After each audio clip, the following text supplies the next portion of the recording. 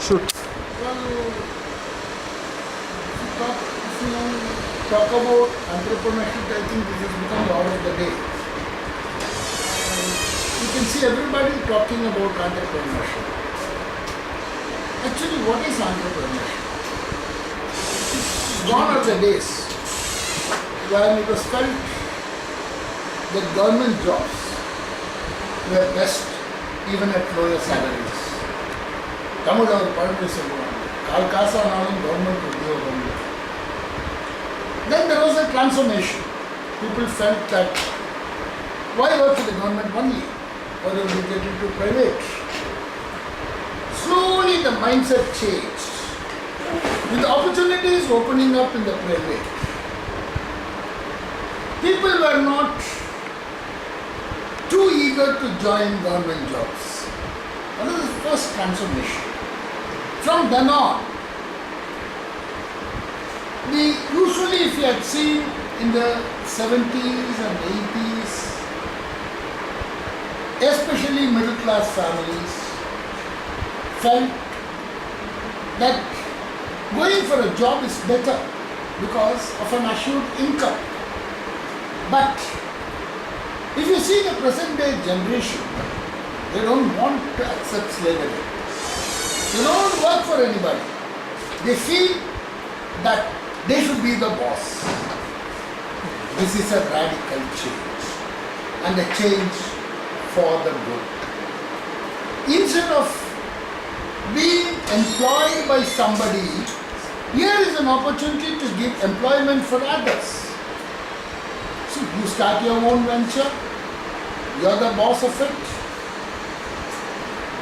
Whatever you work is for you, right? You don't work and earn for your boss. And instead of seeking employment, you're giving employment for any number of persons. This is all entrepreneurship.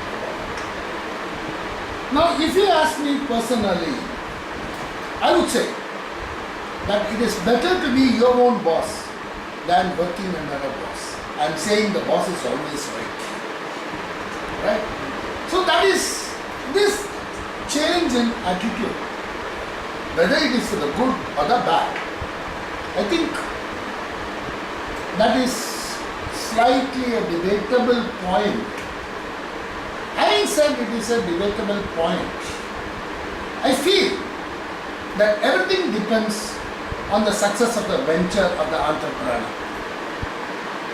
A careful planning, a careful market study and research, a novel product, followed by a good service, follow up, and a customer relationship building, I think will make any entrepreneur successful. No, I don't want to say something which everybody knows, but I can't desist from saying that. And that is the story of Microsoft. You know, he started his first computer assembly in a garage. You should be knowing about it. And I don't want to say that, especially to the techies, where they know more about it than me. Now, generally, the resistance comes from the parents and the relatives. It's all because of the generation gap. The generation gap is too much. For example, if you take my case, I'm a standing example.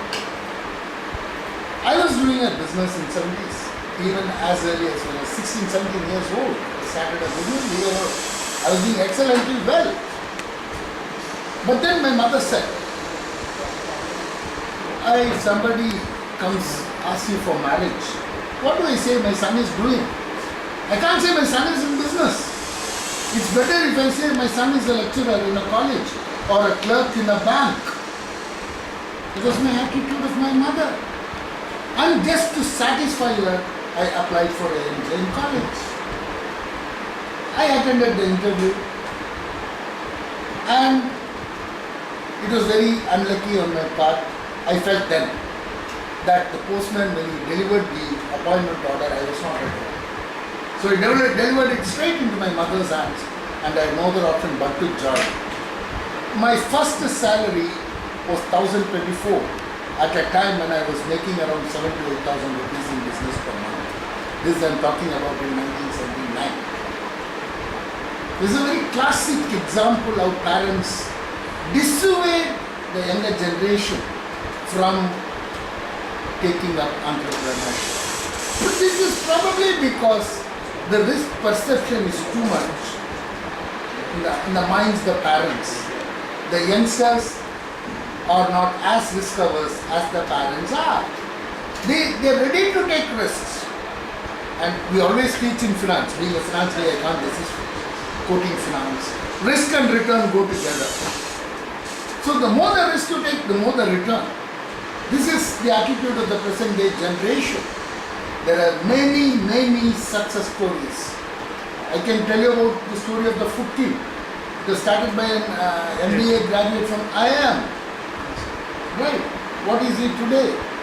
And I can quote another example. Have you ever heard about Hot Chips? Yes. Hot Chips? He was a lecturer in Guru Nanak College. He quit the job and started selling chips. Now, each one of his outlets is having a turnover of 2 to 3 lakhs every day. Each one of his outlets. What a great success is that. So, I think before anybody gets into any venture, do a careful analysis. Do a good market study. Do a good market study. Find out the novelty of the idea. Right? Implement it. Go full steam ahead. That will be success. I would like to quote one more example. Do you know how this call taxis came up? Fast Track. The owner of the Fast Track, I forgot their name.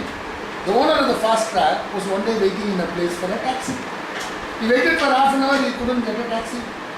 Then this idea struck him. What if I start where somebody can call, give a call and say, I want a taxi at this time?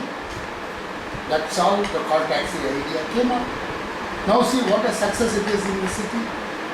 I prefer to go by call taxi than by auto because I know I am paying what I am supposed to pay and not being fleeced by the automobile. Right. I can quote many such examples, guys, but I think I'll be boring you too much if I go beyond this. So at this point I stop. I only say the order of the day is entrepreneurship.